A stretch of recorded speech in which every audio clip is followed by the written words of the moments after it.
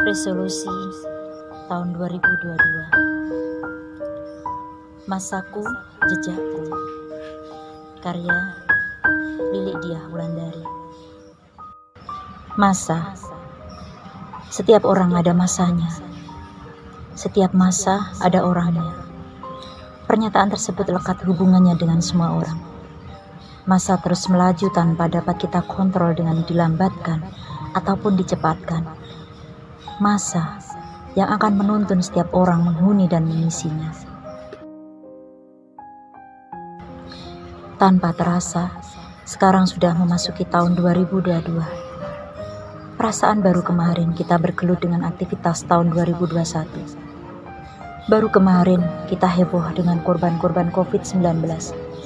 Sekarang kita sudah mulai menapak di awal tahun 2022. Nantinya juga tidak akan terasa masuk di penghujung tahun dan melangkah di tahun 2023. Terus begitu hingga usia akan semakin bertambah dan menjadi tua.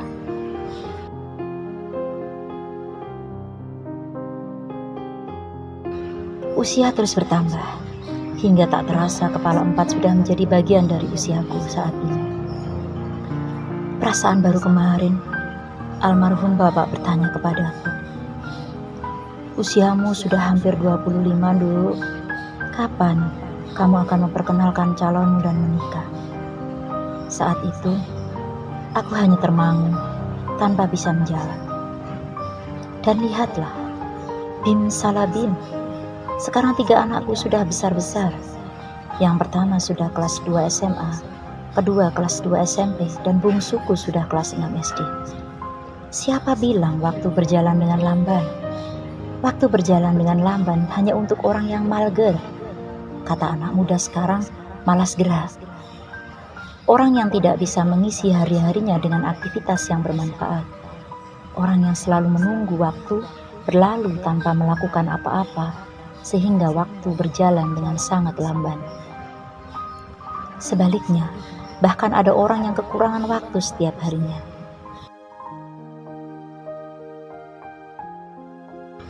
Kekurangan waktu. Aku selalu kekurangan waktu setiap harinya. Bangun pagi, melaksanakan tugas merawat keluarga, merawat kelinci, bahkan merawat bunga. Kemudian semua anggota keluarga berangkat melaksanakan tugas luar masing-masing. Sore menjelang senja, baru bertemu kembali. Hingga malam sudah kondisi capek dan perlu istirahat. Kadang malam masih harus lembur kejar tayang hingga larut. Begitu setiap harinya. Terasa waktu berlari kejar-kejaran hingga kadang terengah mengikutinya. Namun, di balik semua itu, pasti ada pencapaian sebagai bonus dari usaha berpacu dengan waktu. Misalnya, kenaikan ekonomi, prestasi, jabatan, atau sekedar penghargaan. Pencapaian bagiku merupakan hasil dari jejakku dalam menapak masa.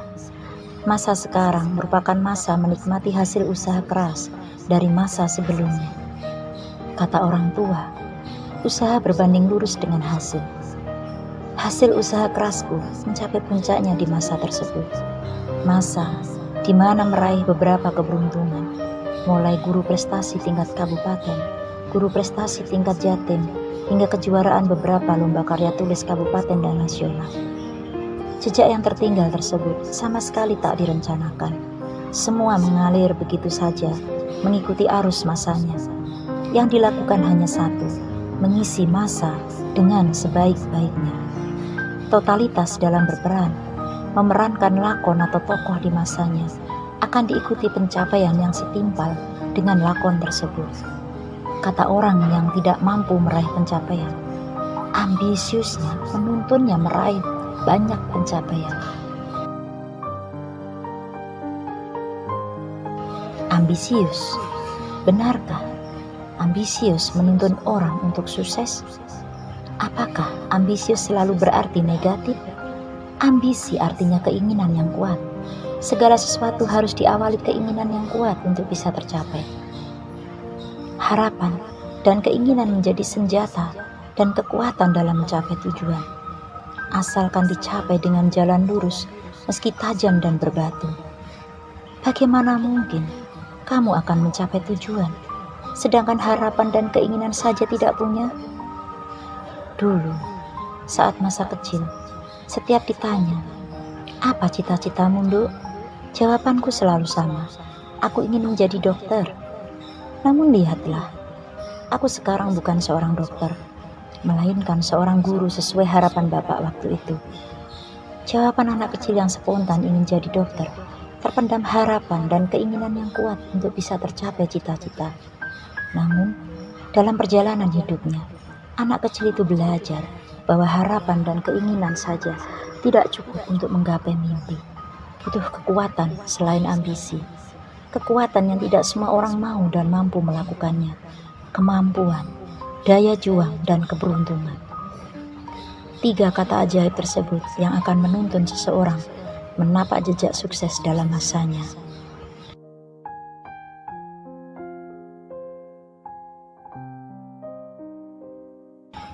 Jejakkan kakimu sedalam mungkin, hingga semua orang bisa mengikutinya. Pernyataan tersebut mengajarkan pada kita supaya kita selalu menapak jejak dalam setiap masa. Apa jejakmu di masa sebelumnya? Apa jejakmu di masa mendatang? Setiap orang jejaknya pasti tidak sama. Ada yang hanya sekilas hingga akan terhapus oleh sapuan ombak waktu. Ada yang menapak sangat jelas hingga tak lekang oleh waktu.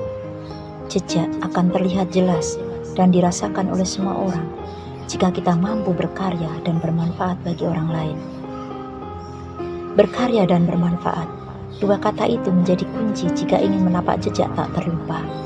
Do and make something then be useful. Statement tersebut mengajak kita untuk melakukan dan membuat sesuatu yang bermanfaat bagi diri sendiri dan orang lain. Tidak harus hebat dan luar biasa. Sederhana tapi bermanfaat juga sudah cukup untuk menginspirasi orang lain.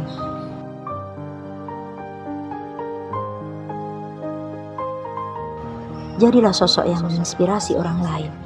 Masih teringat nasihat Mbah Guru, julukan bapakku masa dulu. Mbah Guru adalah sosok guru yang dituakan di desaku waktu itu. Sosok yang menjadi panutan, sangat dihormati dan disegani. Beliau adalah tokoh yang sangat menginspirasi semua orang, termasuk anak-anaknya. Aku dan 3 saudaraku berkiblat pada Mbah Guru hingga menjadi seperti sekarang ini. Mbah Guru memberi contoh dengan tindakan untuk bisa menjadi inspirasi buat orang lain. Di masa dulu, hanya dengan melakukan hal sederhana, Mbah Guru sudah menginspirasi orang lain. Misal, muridnya yang bernama Kacung sering sakit-sakitan. Mbah Guru menambahkan namanya menjadi Kacung Haryanto, dan ada selamatan atas perubahan nama tersebut. Kuasa Allah, si murid tidak pernah sakit lagi, dan nama pemberian tersebut melekat menjadi jejak tak terlupa bagi si murid hingga di masa tua. Masa sekarang itu menurun pada anak-anaknya. 4 anaknya menjadi sosok yang berkarya dan menginspirasi orang-orang sekitarnya. Masa Mbah Guru terulang di masa anak-anaknya dengan bentuk yang berbeda namun rasa yang sama. Setiap orang ada masanya untuk berkarya dan bermanfaat, mengalir mengikuti masanya.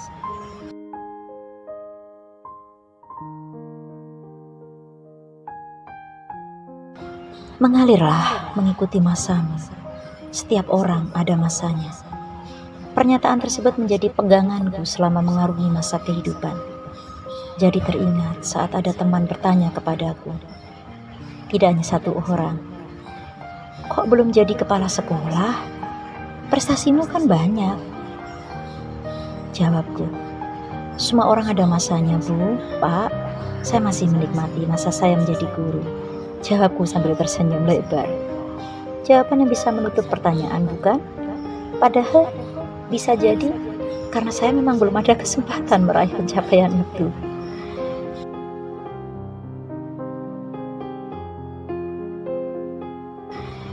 Namun benar kok, jawaban itu berasal dari prinsipku.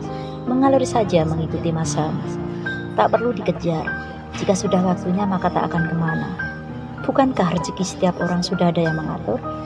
Sekarang aku menikmati masa menjadi guru dengan sebaik-baiknya. Melakukan banyak hal yang bermanfaat. Kalau toh ada banyak pencapaian, kata mereka prestasi, itu merupakan bonus buatku dalam menikmati masa tersebut. Bukan untuk mengejar pencapaian lainnya. Jika suatu hari pencapaian yang lebih tinggi datang, itu dikarenakan sudah masanya aku berperan dalam masa tersebut. Mengalir saja, nikmati prosesnya, niscaya hidupmu akan berbahagia. Urip iku sak dermo nglakoni, ojo ngoyo-ngoyo.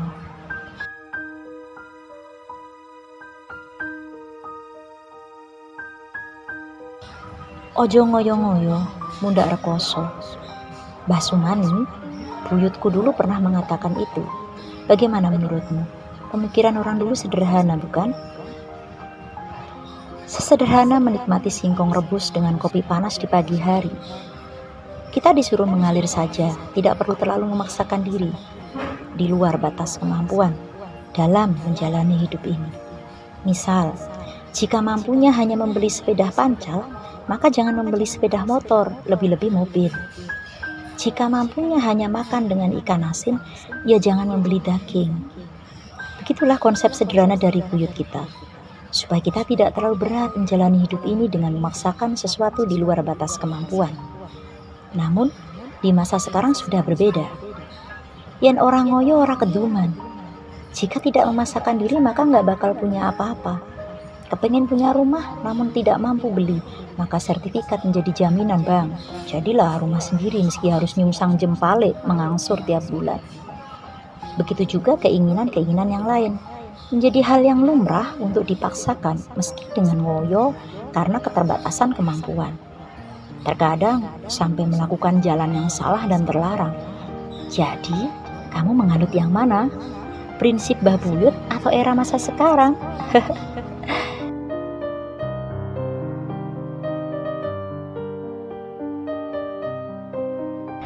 Masa terus berganti dan berubah.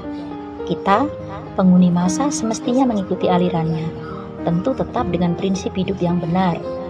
Ojo gumunan, ojo kagetan, ojo dumeh. Filosofi Jawa ini patut kita terapkan dalam kehidupan kita.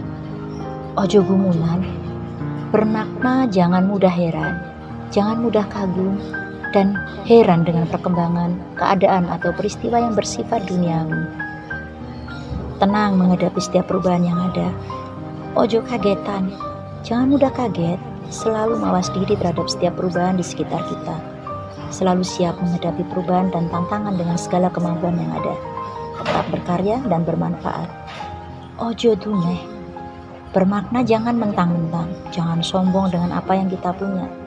Ojo dumeh pintar, ojo dumeh ayu atau ganteng, ojo dumeh sugih, ojo dumeh pejabat, lan ojo dumeh liyane. Fisik, harta dan jabatan sifatnya hanya sementara. Yang lebih kekal sudah tertulis di atas sana. Resolusi masa 2022 ditulis di Rumah Sakit Dr. Sutomo. Lydia.